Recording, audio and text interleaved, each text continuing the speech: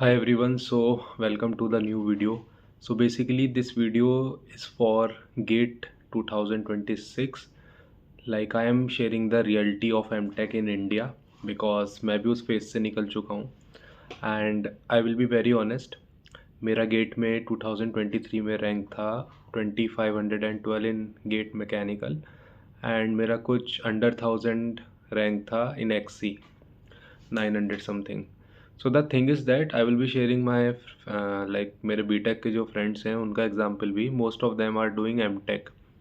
Like one of my friend is in IIT Kharagpur pursuing MTech in aerospace. One of my friend is in IIT Roorkee pursuing MTech in renewable energy.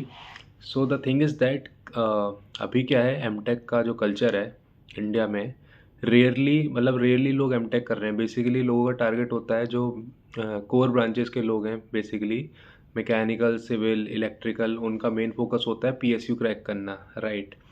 And if we talk about mechanical engineering, so number of vacancies like 2023-24 का तो मुझे पता है vacancies are very less and अभी भी वो scenario उतना improve नहीं हो पाया है.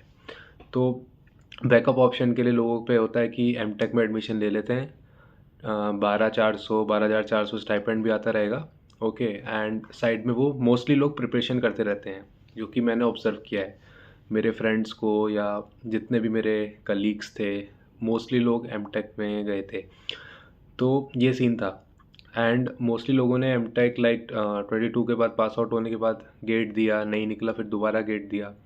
तो if you are doing a job एंड अगर आप जॉब के साथ प्रिपेयर कर रहे हो तो ठीक है, बट बहुत सारे लोग ड्रॉप लेके भी करते हैं. तो क्या सीन है कि प्रेडिक्टिबिलिटी कुछ खास है नहीं.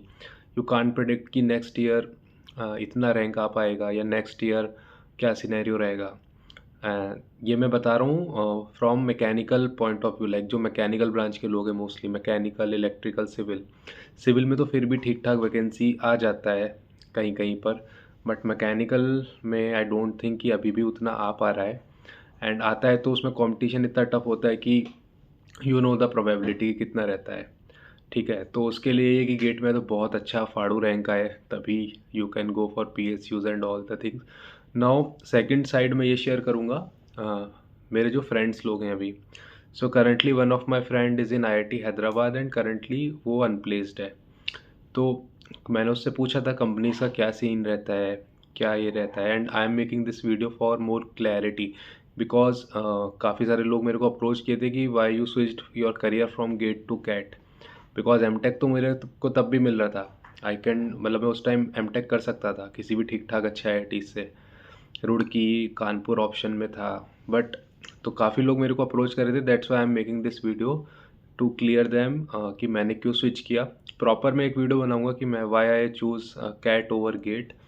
एंड इस वीडियो में कि एमटेक का वैल्यू डिग्रेड क्यों हो रहा है अभी इंडिया में. बिकॉज आप किसी भी अगर कंपनी में जाओगे, फॉर एग्जांपल आप एमटेक की डिग्री लेके जा रहे हो, आप R&D में घुस रहे हो, आप डिज़ाइनिंग में घुस रहे हो, आप टेक्निकल साइड घुस रहे हो, राइट. आपका सैलरी पैकेज का जो हाइक होगा वो भी एक स्पेसिफिक लेवल के बाद आके रुक जाएगा. एंड आप हमेशा काम करोगे किसी मैनेजर के अंडर या किसी टीम के अंदर. तो टीम में जो भी लीड होगा तो मोस्टली वहाँ पर काम आ जाता है MBA वालों का, राइट. Not all domains. जैसे R&D में ऑब्वियसली एमटेक को प्रेफरेंस मिलती है, PhD वाले लोग भी जाते हैं R&D सेक्टर्स में, डिज़ाइन सेक्टर में. बट एक लेवल पे आने के बाद मोस्टली लोगों को बोला जाता है कि you should do an MBA 5 साल बाद, 8 साल बाद, कि you should do an executive MBA. And बहुत सारी कंपनी से स्पॉन्सर भी करती हैं. तो करंटली मेरा एक फ्रेंड है IIT हैदराबाद में जो कि अभी अनप्लेस्ड है. Okay, one of my friend is in IIT Kharagpur and उसका ब्रांच है aerospace. And aerospace is a very good branch और वो बहुत कम आई थिंक 4 या 5 IITs आई थिंक ऑफर करते हैं इंडिया में. IIT बॉम्बे करता है, देन आपका शायद IIT Kharagpur and IIT Kanpur करते हैं, राइट. तो उसका क्या सीन है कि कंपनीज़, मैंने उससे पूछा था तो उसने मेरे को बताया कि कंपनीज़ आती हैं, अच्छी कंपनीज़ आती हैं, बट जो एमटेक को पैकेज भी ऑफ़र हो रहा है वो उतना कुछ खास नहीं हो रहा है. कि आप 2 साल लगा रहे हो एक पोस्ट ग्रेजुएशन डिग्री में तो 7 लाख, 6 लाख, 6-6 लाख के पैकेज पे कंपनी आ रही है. तो that doesn't make any sense कि आप एक IIT से एमटेक कर रहे हो. And to be very logical and specific कि प्रैक्टिकली सोचोगे तो doesn't make sense. Okay, and जो कंपनीज़ अच्छी आती हैं वो रेयरली एक दो को उठा के लेके जाती हैं, तो वहाँ पर लक भी काफ़ी डिपेंड करता है। इंटरव्यू डी डे कैसा है और लक आपका। तो मेरा एक फ्रेंड है बीटेक के टाइम से, तो अभी वो रिन्यूएबल एनर्जी में एमटेक परस्यू कर रहा है एंड फाइनल ईयर उसका चल रहा है, अभी जस्ट ओवर होने वाला है। तो he is in IIT Roorkee. Okay. तो उसका जो सीनियर था जो लास्ट ईयर पास आउट हुआ था, वो भी मेरा फ्रेंड था। लाइक जब मैं प्रिपेयर कर रहा था अपने थर्ड ईयर और फोर्थ ईयर ऑफ बीटेक में, तो अन अकेडमी कोचिंग पे साथ में हम क्लासेस वगैरह अटेंड करते थे, तो तब से we both know each other. तो उस बंदे ने बहुत मेहनत की थी एंड उसका बहुत अच्छा रैंक था गेट में। उसने आईआईटी रुड़की लिया, रिन्यूएबल एनर्जी लिया, उसका चॉइस था रिन्यूएबल एनर्जी लेना। एंड उसके बाद उसका रैंक मतलब अच्छा खासा था, डिसेंट रैंक था। उसके बाद उसने एमटेक में उसका फाइनल ईयर में एलएनटी में जॉब लगा एंड एलएनटी वहाँ पर कुछ 7 लाख या 7.25 लाख ऑफर करती है सीटीसी।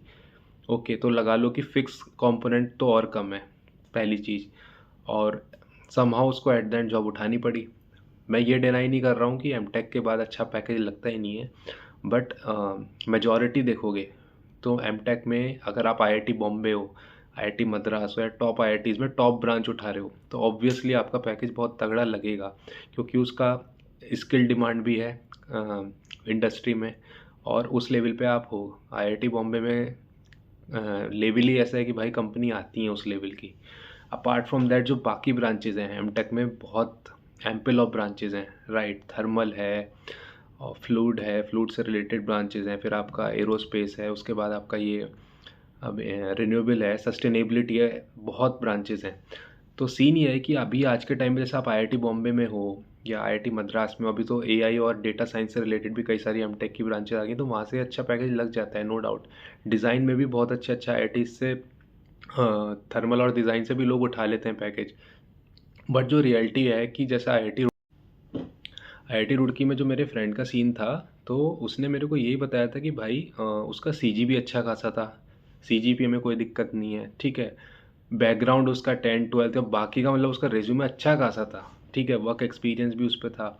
बट जो कंपनीज आती हैं वो उतना वेटेज नहीं देती हैं, क्योंकि आईआईटीज़ में एमटेक को बड़े मतलब पता होगा लोगों को अलग डायरेक्शन से देखा जाता है, क्योंकि बीटेक वाले बिल्कुल एमटेक को ज़्यादा वो उतना नहीं देखते हैं कि एमटेक ठीक है, पीजी कोर्स है, ओके। और यही रीज़न है कि मोस्टली लोग कंफ्यूज होते हैं कि जो टॉप आईआईटीज़ एमबीए करा रहा है, इन टर्म्स ऑफ एमबीए भी लोग अच्छा परसेंटाइल ला के भी आईआईटीज़ ना चूज़ करके, जबकि आरओआई ज़्यादा बेटर वहाँ का है, they go for IIM, because IIMs only for MBA है। एंड आईआईटीज़ का मेन मोटिव वही है कि मेनली बीटेक के लिए, एमटेक वगैरह की डिग्री है बट लोग उसको उतना भाव नहीं देते हैं, खासकर बीटेक वाले, ठीक है। ये आपने नोटिस किया होगा। तो द थिंग इज़ दैट कि जो कंपनीज आती हैं specifically IIT Kharagpur, IIT Roorkee में जो ये ब्रांचेज़ हैं, आपका 10 लाख 15 लाख जो एवरेज बताते हैं, तो एवरेज प्लेसमेंट जो है वो एक्चुअल में कम ही है। वो कुछ कंपनीज होती हैं जो आती हैं 12 लाख 15 लाख 17 लाख 20 लाख पे भी आती हैं, बट वो रेयरली आती हैं और एक या दो को उठा के लेके जाती हैं। प्लस बैच साइज़ जो होता है एमटेक का बहुत कम होता है। मेरे फ्रेंड ने बताया था जब वो 2024 में घुसा था रिन्यूएबल में आईआईटी रुड़की में, तब उसका बैच साइज़ था अप्रॉक्स 22 या 23 लोग थे, मतलब उसके रिन्यूएबल में। उसके बाद किसी का पीएसयू निकल गया, ठीक है। कोई स्टेट का एग्ज़ाम दे रहा था, कोई पीएसयू का दे रहा था, उसका 3 4 5 महीने बाद फिर रिजल्ट आया, निकल गया, तो वो छोड़ते गए। तो रियली अब उसके उसमें 11 या 12 लोग बचे हैं। तो that is the main concern.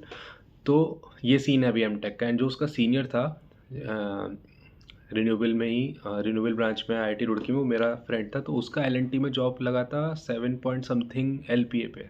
तो एमटेक करने के बाद 2 साल लगाने के बाद आप इस पैकेज पर जा रहे हो, तो कोई सेंस ही नहीं बनता है भाई। बीटेक के बाद भी बेसिक सैलरी अच्छी खासी लोगों की 5 6 एलपी ऐसी मिल जाता है, ठीक ठाक अच्छी कंपनी में। If you are done BTech from BTech computer science and all these branches, तो ये तो बेसिक सैलरी आपको वैसे ही मिल जाता है। तो that is the main thing. तो that's all about this video.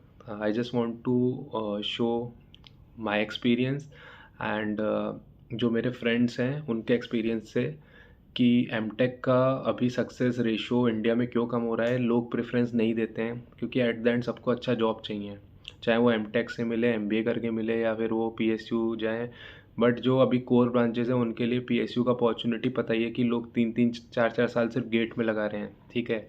इससे बेटर है कि you should do a good job, switch मारो अच्छे पैकेज पर और साथ में एग्ज़ाम्स देते रहो, तो मच बेटर है। क्योंकि अभी ऑप्शंस बहुत कम है पीएसयू सेक्टर्स में। ओके, मैंने बहुत सारे दोस्तों को अपने देखा है जो भी एमटेक नहीं भी कर रहे हैं, उन्होंने स्विच किया था, सीधा कैट वगैरह दिया था एंड उनका अच्छे अच्छे आईएम्स कन्वर्ट हुए थे और अभी वो अच्छा कर रहे हैं। So that is the main thing. So that's all about this video. I hope you like this video.